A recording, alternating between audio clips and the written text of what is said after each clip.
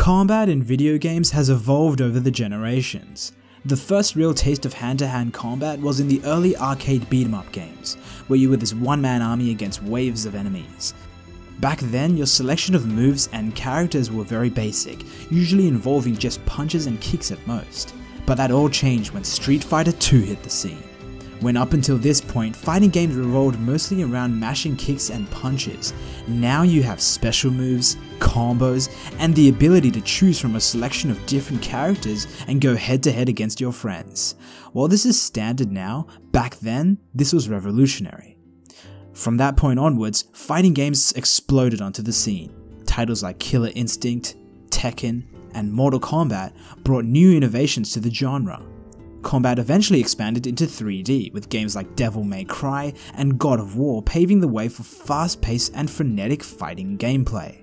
Monster Hunter introduced a new level of strategy by forcing you to prepare before you enter battle.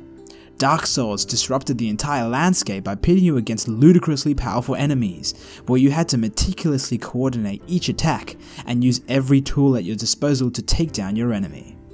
There were upgrades to your armor, weapons, skills, abilities, special moves, super ultra special moves, super ultra bombastic 999 hit combo special moves.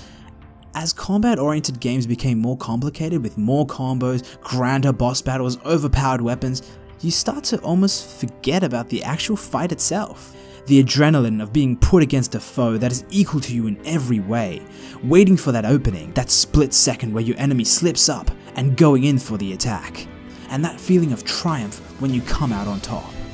I felt this very feeling when I was up against Hercules in God of War 3, one of my favorite games of all time. I was playing on the hardest difficulty and was down to a sliver of health. Midway through the fight, I acquired Hercules' main weapon, the Nemean Cestus, a pure brawling weapon that required you to be up close and personal. I quickly tried to change to the Blades of Chaos to get a better advantage, but for some reason I couldn't. I was forced to go pretty much bare-fisted against Hercules, and I was one more hit away from death, and I was really not keen on starting this match all over again. So I observed, watched Hercules' movements, waited for an opening, and went for a punch. Then I rolled away back to safety, observed, waited for an opening, punched, rolled away, rinse and repeat. Every now and then I'd get risky and go for a punch combo, but all the while I knew that each time I went for a punch, it could very well be my last. Punch, roll away, punch, roll away. That went on for what seemed like forever, before finally he made a crucial mistake, and I was finally able to get the upper hand and pummel his face in until there was no more. And you know what I remember most from that? I was sweating. I was actually sweating from a video game. Later when I beat the game, did I remember the fight between Poseidon? Nah. The fight between Hades? Meh. The fight between frickin' Zeus? Not really. But I remember this fight. This is when I feel combat is at its finest, when you don't have an incredibly overpowered weapon or super awesome piece of armor that makes you unstoppable, when you don't have some weird gimmick like targeting the boss's weak spot or hitting a particular boob for extra damage. No, it is when you are literally moments from death and you are toe to toe with an enemy that is just as equally matched in weaponry and skill as you are. Ironically, by the game restricting my weapon selection, it actually added more depth and intensity to the fight. And I think ever since, I've subconsciously been searching for that feeling again, that level of challenge and intensity. You can find moments of it in games like Dark Souls, but sometimes it comes off more as frustration than exhilaration.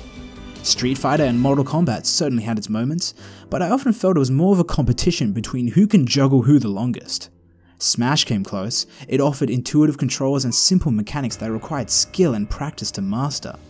But still, I was never really able to replicate what I felt in that fight against Hercules. That was until I stumbled across a little game called Furi.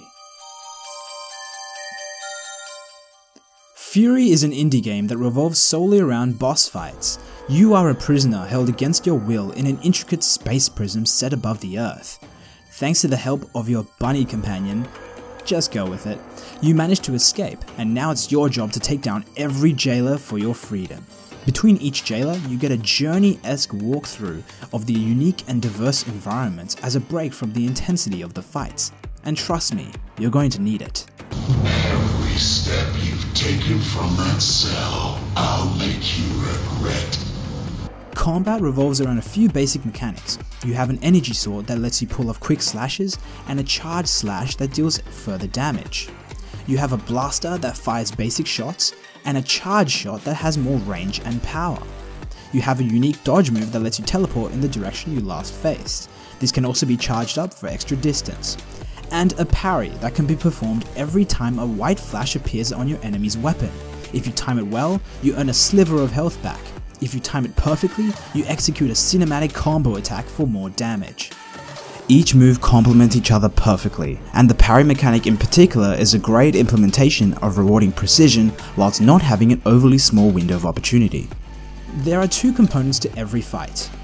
Open style gameplay that is reminiscent of bullet hell segments where you're free to use your entire range of moves from projectiles to melee attacks, and my personal favourite, purely melee focused gameplay where all you have is your sword, your dodge and your parry, and you are up close and personal with your enemy. The arena environment and the constant shit talk place a strong focus on the relationship between you and your enemy. There's no other weak ass goon to distract you from your main target, it's just you and your opponent. The nature of boss progression also adds further tension and pressure. Fight works in phases, where every phase draws you closer and closer to the finale. If you lose a life, you'll be set back a phase. But if you lose all your lives, you start right back from the beginning, adding additional tension to completing each fight sequence. What sets Furi apart from other boss fights is how it brings combat back to its basics. There are no skills to upgrade, no better weapon to acquire, no gear to find, no crazy combo to unlock. All you have are the tools given to you, and you are forced to adapt to every battle accordingly. Some bosses are only damaged by melee attacks, some bosses are damaged only by ranged attacks, and some are a mix of both. But each boss is on the same level as you. They're not gigantic monsters that overshadow you in size, they are human, and they are just as capable as you in ability and weaponry. It becomes an intense game of cat and mouse of who can hit who can get the edge of the other, and by the end of just about every battle, I was on the edge of my seat and I was fucking sweating. Every time.